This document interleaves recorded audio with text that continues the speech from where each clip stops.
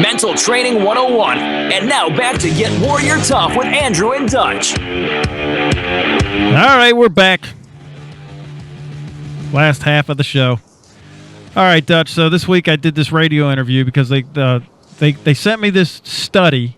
This kind of rolls into what we're talking about. This is what happens if you don't know, and it's okay. This is what happens. All right, so they sent me this study. And now, it was a study done in Australia, but it was an American that sent me this. And here's the headline. New study says a 3-day work week is best for your brain. You should not be working more than 25 hours a week. It'll do more harm than good. So I'm like, well, they send me this thing, and I get the link, and I read the study, and I'm reading the article. Now, this is an average-minded person writes this headline, because that is not what the study said. Now, I'll read the study to you, Dud. I'll read it, and you tell me where it says that 25 hours, you shouldn't work more than 25 hours a week. All right, so this is what it says. If you're working more than 25 hours a week, this is the article, then you're doing more harm than good to your brain. If you're clocking more than 60 hours a week, your brain is actually performing worse than if you didn't work at all. These are the findings of Melbourne Institute of Applied Economic Research in Australia. 6,500 Australians were in the study, and they were all over age 40. Researchers used data from a long-term household income and labor dynamics in an Australian survey, so it was like their census, to ascertain how much time was spent working and the effects of cognitive functioning in middle-aged and older people. They cross-matched the number of hours people worked with the results from their tests of their working memory, their linguistic skills, their concentration, and information processing speed.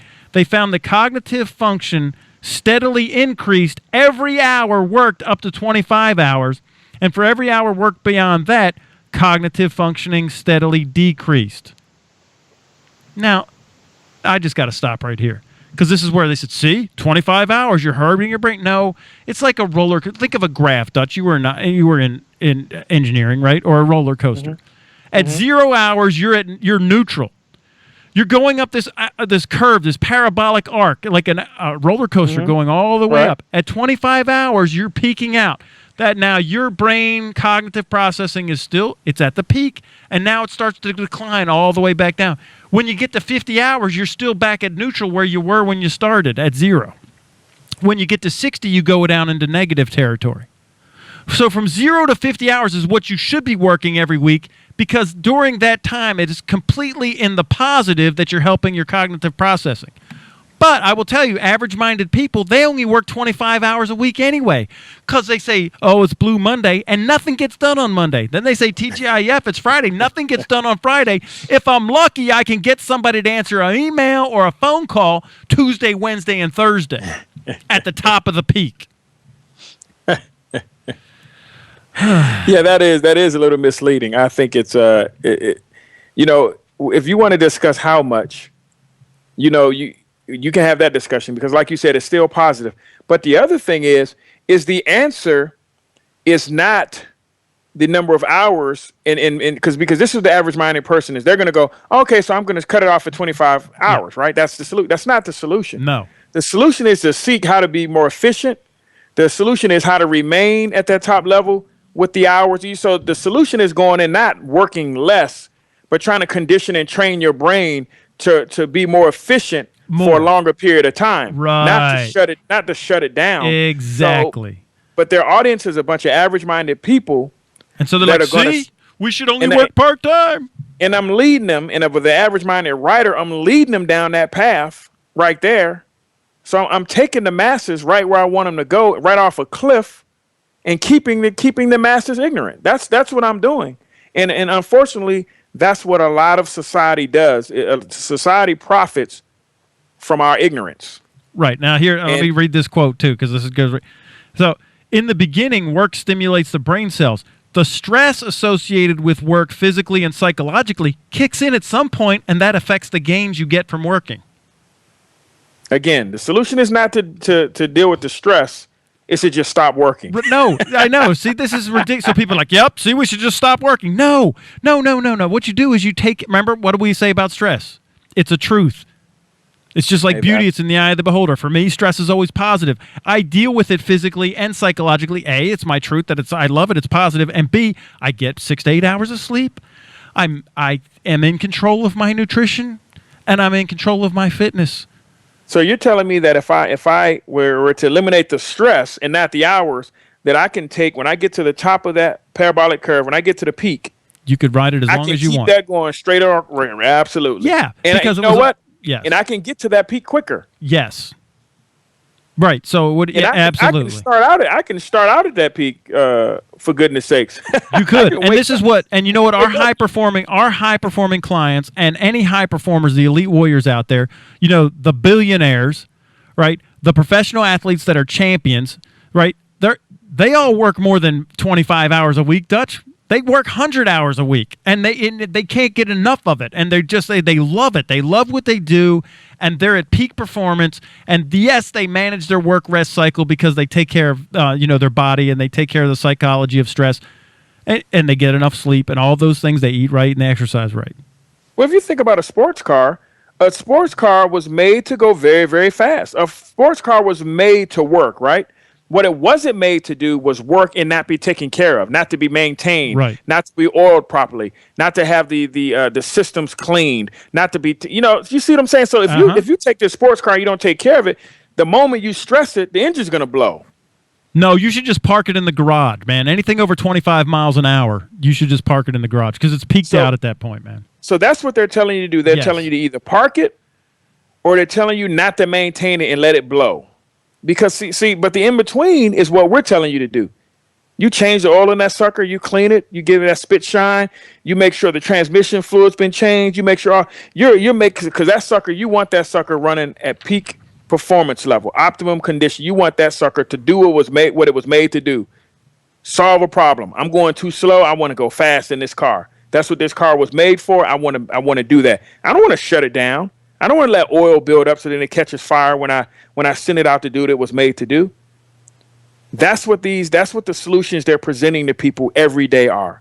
And they profit off of that because you're medicated because of stress. Mm-hmm. You're doing all these different things that are propelling society in a lot of different ways. The conflicts, the like I said, the medication from stress, the medication from the illnesses that are coming along because a lot of the illnesses, what was it, 80%? Yeah, 80% of all medical costs come from stress. They're stress related, 80%. And so some say up to 90%. So the healthcare industry is running off of your stress. So why would they want to help you get out of that when it's buying them all the sports cars that I'm talking about? It's buying them the boats. It's buying them.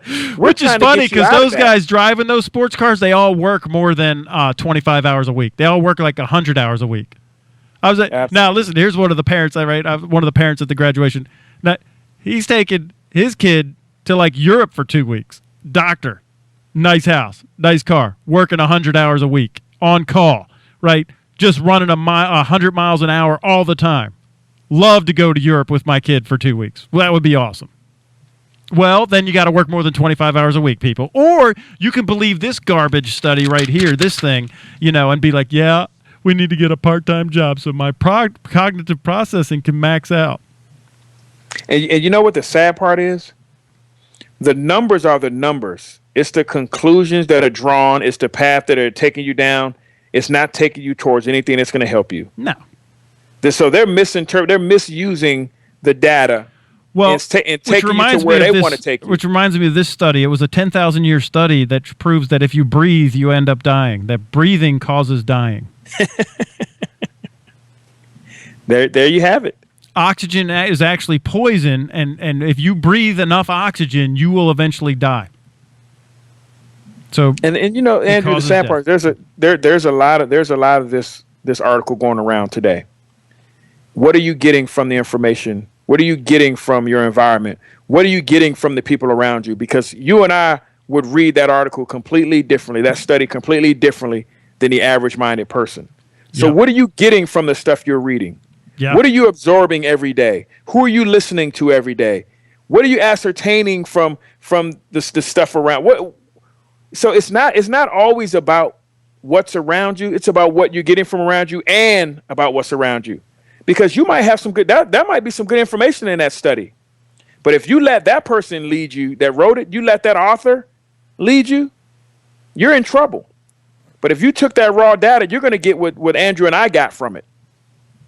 Yeah, no, and How here's can I the get thing. rid of this stress? And when you get to, and what they said is that it has no effect before you're 40 years old. Like that cognitive processing of 25 hours is only for people over 40, which I would love. And they just went off the census. I would love to know how many people over 40 are actually, I just saw an article that, 40 is the new fitness, peak, right? It didn't used to be like 40-year-old. No, now you could be ripped. You can actually be ripped. You can be in great shape at 40. You could, you're not the old man or the old woman. 40, you're not over the hill. Right, but a lot of people think that, and they let their weight go, they let their nutrition go, they're not sleeping right, and then we talked about, like you said, then they're on the stress meds, and then this thing, and then they're not even talking about the self-medication, right, and all that, and then you wonder why your cognitive processing, like you're slugging through mud at 25 hours. Oh, TGIF, thank God it's Friday. Oh, Blue Monday. Hump day, today's hump day. I actually saw that on Facebook. It was like, hump day, getting over hump day. I'm like, yeah, well, that's the top of the peak. Good for you. I mean, that's so average-minded. It just drives me insane, Dutch. Insane. It's funny because in that article they refer to stress, right? Yes, they said it kicks in. At some place it kicks in and affects our cognitive. That's some kind of like revelation. We've known that. But see, my point of saying that is the answer's in there, right? It's in there, but you got to dig. You got to think. Yeah, you got to it's at the end. All the average stuff was right out there, laid out on the platter for you. They gave you the answer, but it was all the wrong answers. What they gave you was wrong. They provided some information. They even said stress and related stress to it, but they covered that in a bunch of nonsense. They covered it in a bunch of horrible, bad pathways. So you have to dig and you have to think and you have to be conscious of what you're reading to find that nugget in there, because they told you what stress was and that stress was actually the problem. But you had to dig. But they laid all the other stuff out there just on a big platter for you to just take the bait. And a lot of people taking it. Yeah, they were, because here's the differences in mindset. The average-minded see themselves as victims, and they shift the blame and make excuses. But the elite warrior sees themselves as responsible. I'm the problem and I'm the solution. And so here we go. We shift the blame to, they're making us work too many hours and this and that. I'm like, come on. Whose body is it?